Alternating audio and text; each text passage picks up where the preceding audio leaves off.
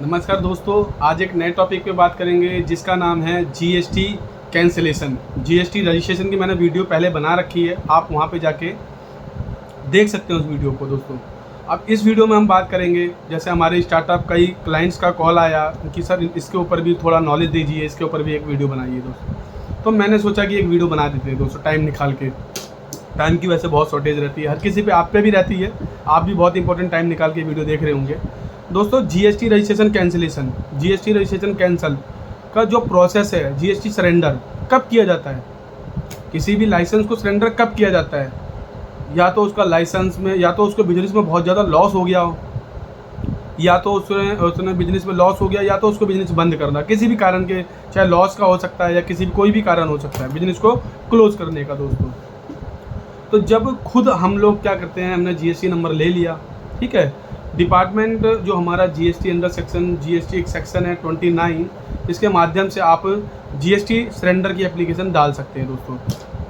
अगर आपका जो बिजनेस है, अगर आपके बिजनेस ने, आप प्रोप्राइटरशिप से आप प्राइवेट लिमिटेड कंपनी में जा रहे हैं, किसी अदर स्टेटस फर्म का चेंज कर रहे हैं, और आपकी फर्म का जो टर्नओवर है, जीएसटी का जो टर्नओवर है, turnover less than 20 lakh, less than 40 lakh, 20 lakh service provider पे एप्लीकेबल होता है, जो सर्विस प्रोवाइड करते हैं, ठीक है, जो ऑपरेटर होते हैं सर्विस प्रोवाइडर के, और जो जो अपना जो होते हैं ट्रेडर होते हैं, उनका 40 लाख पे सर्विस जीएसटी नंबर एप्लीकेबल होता है।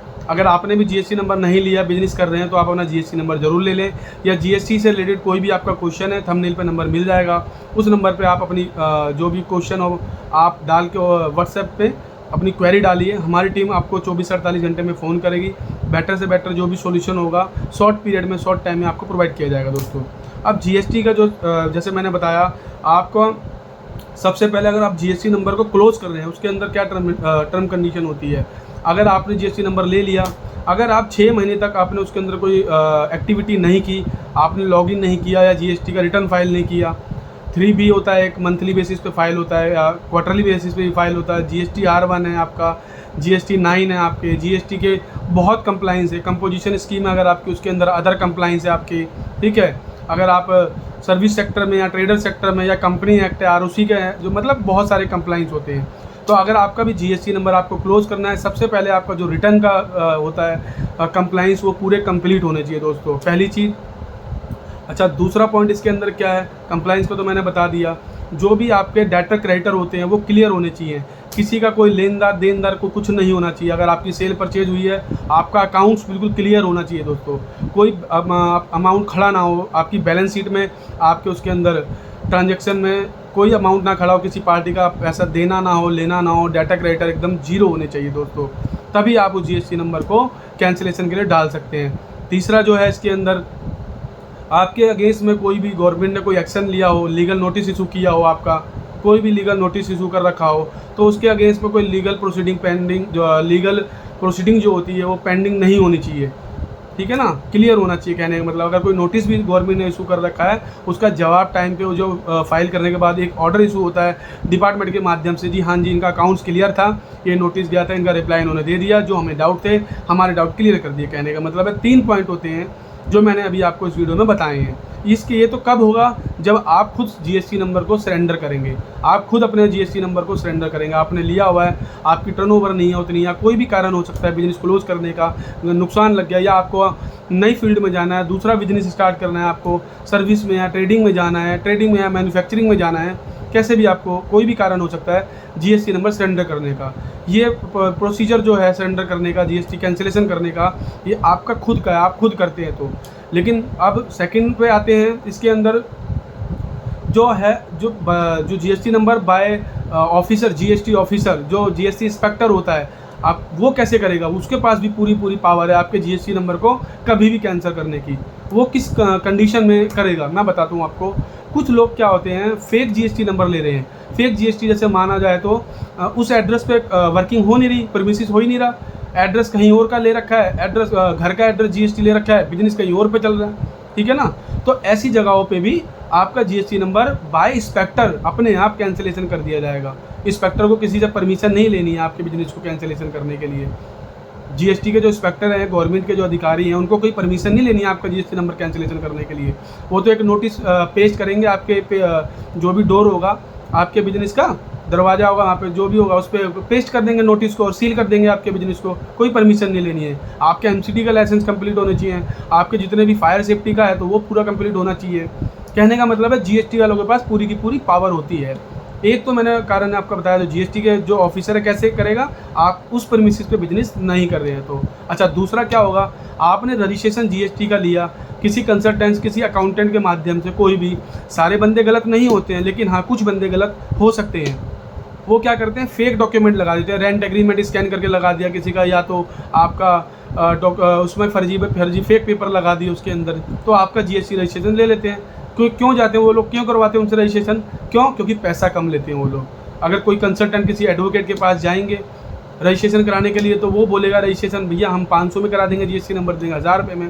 वो ये नहीं देखते डॉक्यूमेंट क्या लगा रहे हैं, क्या नहीं कर रहे हैं। बाद में उनको कितनी बड़ी मुसीबत का सामना करना पड़ सकता है, कोर्ट के धक्के खाएंगे, परेशान कितने होंगे, ये चीज़ नहीं देखते बाद में। सिर्फ स्टार्टिंग में पैसा देखते हैं कि 1000-2000 रुपये मेरा कम हो जाए।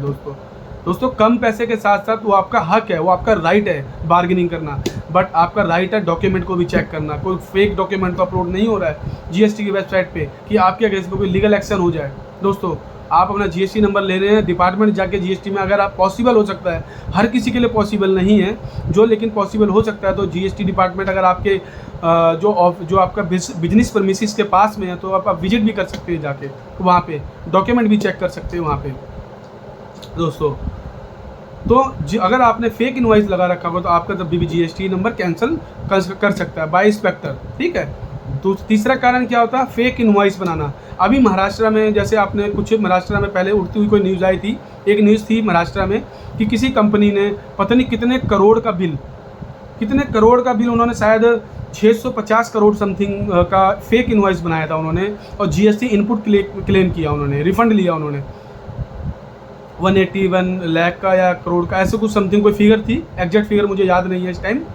दोस्तों तो फेक इनवॉइस अगर आप बनवा रहे हैं तो उससे भी बच के रहना। लोग क्या करते हैं, टैक्स जमा करने के चक्कर में किसी से इनवॉइस ले रहे हैं, किसी से परसेंटेज पे दे के बिल ले रहे हैं। दोस्तों गलत काम है ये। अरे जेन्युइन काम करो ना, आपको जीएसटी अपनी जेब से थोड़ी ना पे करना है।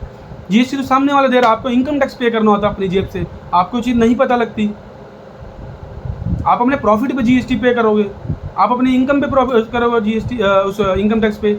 जीएसटी तो आप किसी से ले रहे हैं 4%, 5% का, जो भी आपका आइटम होगा, 18% में, 12% में, 5% में है। तो दोस्तों इसका ज़रूर ध्यान रखें, जो भी जीएसटी अगर आप, अच्छा हाँ, जीएसटी कैंसिलेशन होने के बाद क्या होता है, अगर आपका जीएसटी नंबर कैंसिल हो गया, आपके पास एक मेल आ गया, आपसे एक सीए का लेटर भी मांग सकते हैं वो लोग, ठीक है ना, जो टैक्सेशन एडवोकेट होते हैं। जैसे हमारी लॉ फर्म है Pawan Mishra and associate law firm है, मैं आईपीआर अटॉर्नी हूँ, ऐसे आईपीआर अटॉर्नी, ट्रेडमार्क अटॉर्नी हूँ मैं।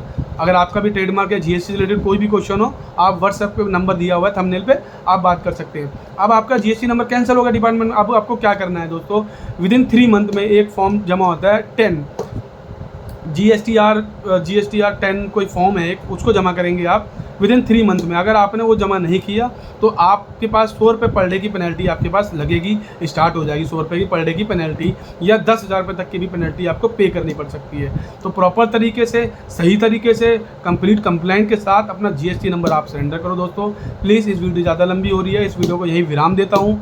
आप प्लीज़ इस वीडियो को लाइक करें, सब्सक्राइब करें और शेयर करें जरूर। धन्यवाद दोस्तों।